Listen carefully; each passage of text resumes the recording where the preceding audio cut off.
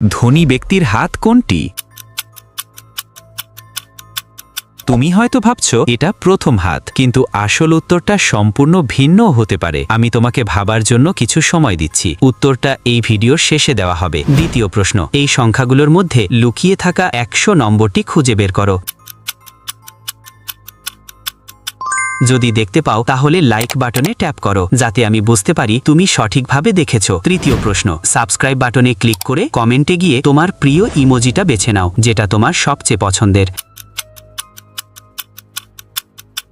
আমি মনে করছি তুমি এই ইমোজিটাই বেছে নিয়েছো। এখন শেষ প্রশ্নটি থেকে সাবধান। এই ছবির মধ্যে তুমি কোন সংখ্যাটি দেখতে পাচ্ছ? এটা একটু কঠিন প্রশ্ন, তাই ভালো করে দেখো।